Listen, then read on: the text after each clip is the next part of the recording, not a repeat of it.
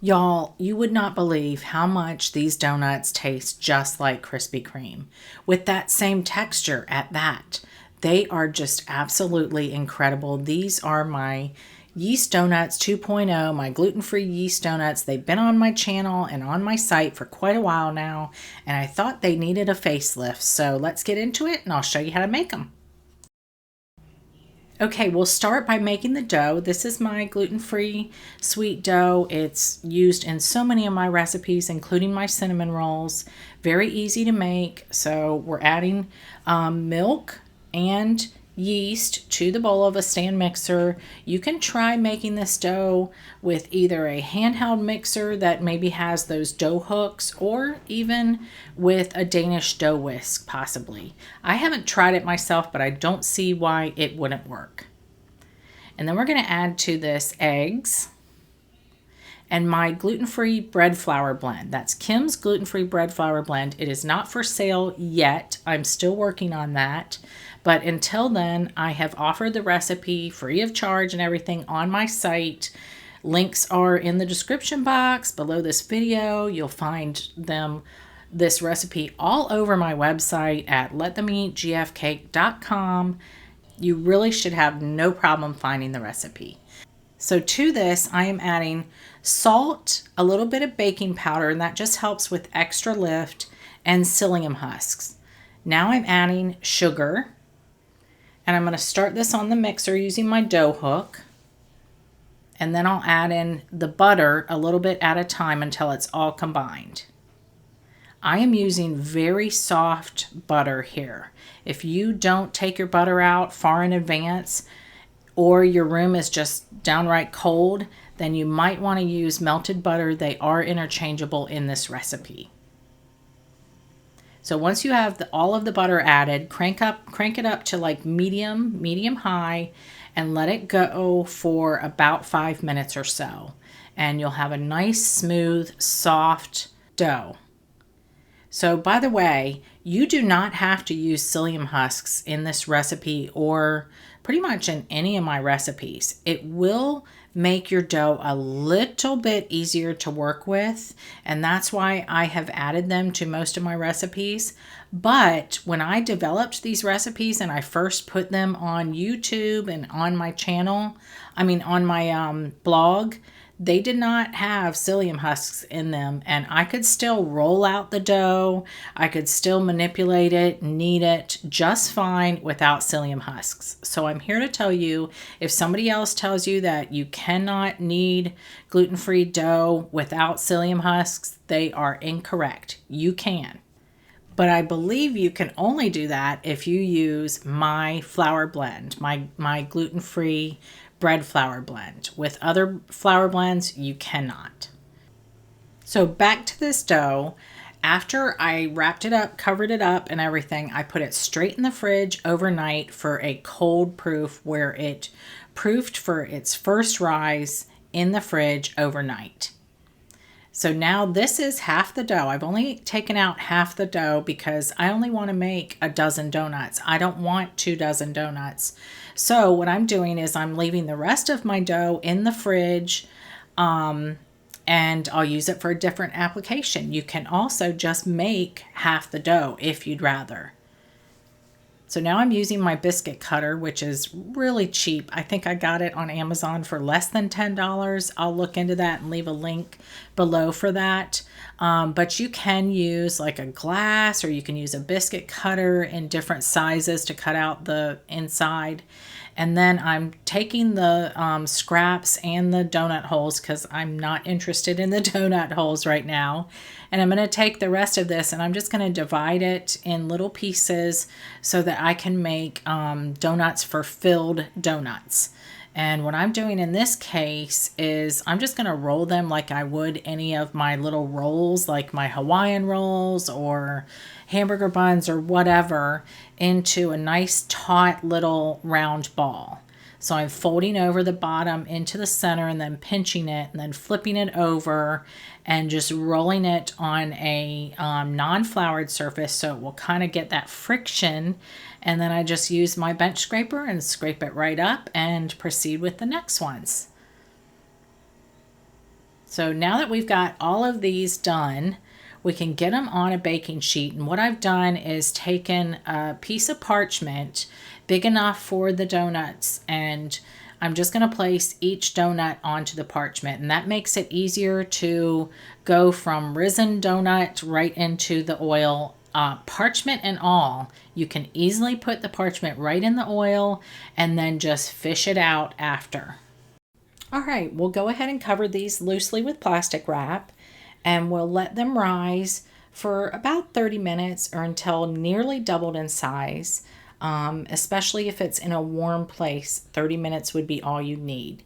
And this will give you plenty of time to get all of your toppings together and also start preheating your oil for frying. So what I'm doing for these filled donuts is I'm going to flatten them slightly, and that will just allow them to rise up and not out too much, and they'll just be better shaped. You can also roll out the dough like you did for the regular donuts and cut them out with like a biscuit cutter or whatever. I honestly, in this instance, I was really lazy and I didn't want to go find my biscuit cutter because it wasn't where I normally would put it. And I just didn't feel like it. So I was like, oh, heck with it. I will just shape them by hand. So either way works great. So while those are all rising, let's look at the toppings. These are the ones that I chose. This is raspberry jam because I love raspberry anything pretty much. And I've got it in a pastry bag with a Bismarck tip, which is just one of those tips, decorating tips for filling things like donuts. And this is my special cream filling.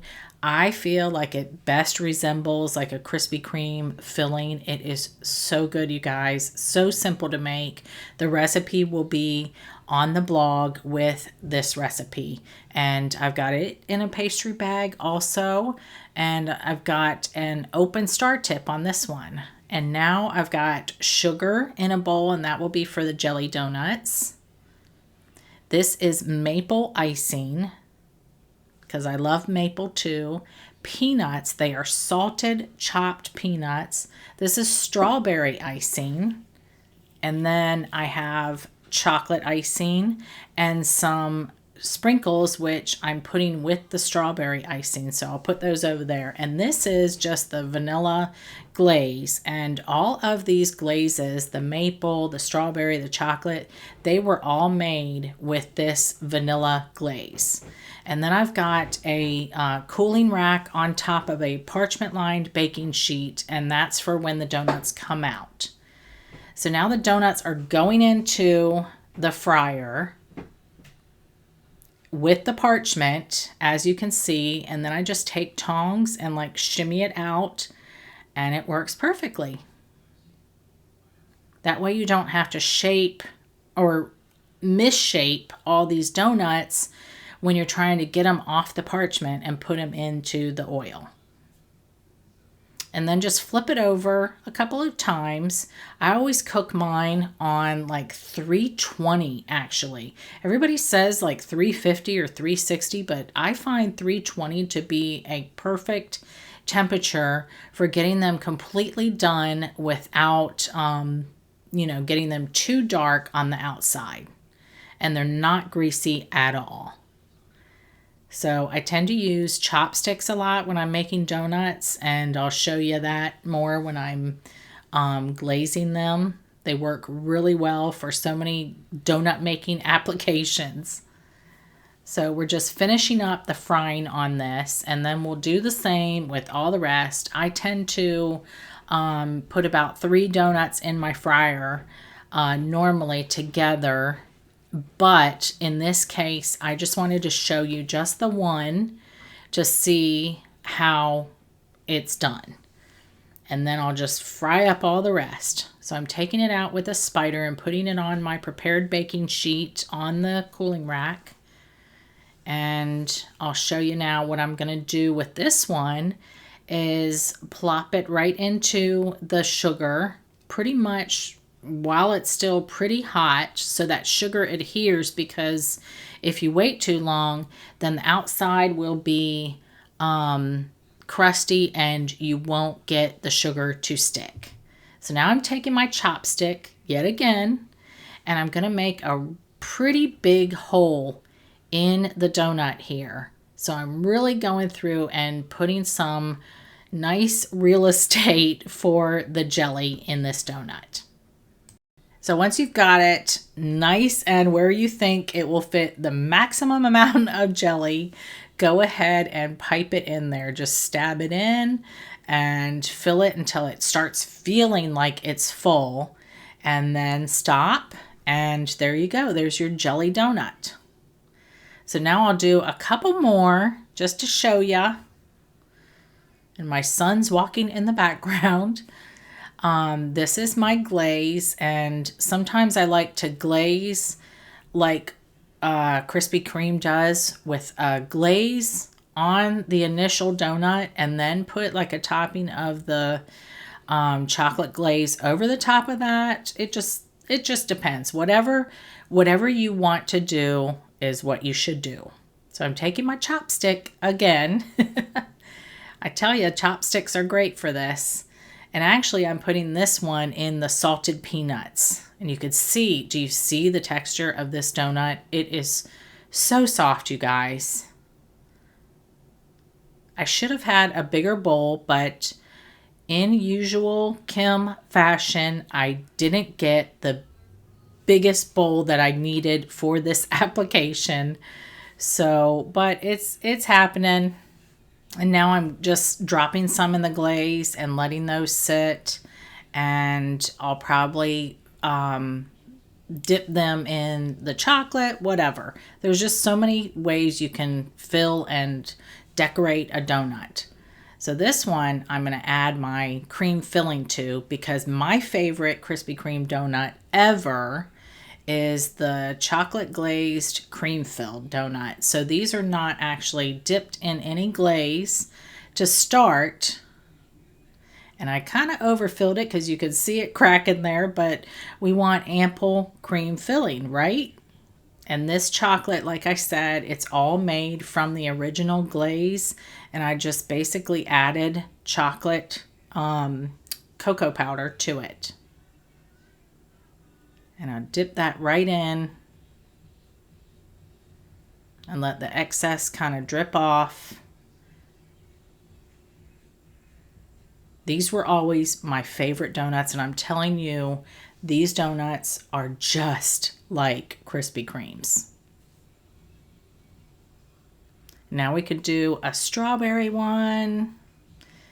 So now for the strawberry, I took the original vanilla glaze and I actually added strawberries and freeze-dried strawberries to it. The freeze-dried strawberries not only gave it the flavor, but it also gave it the thickness that it needed to thicken up.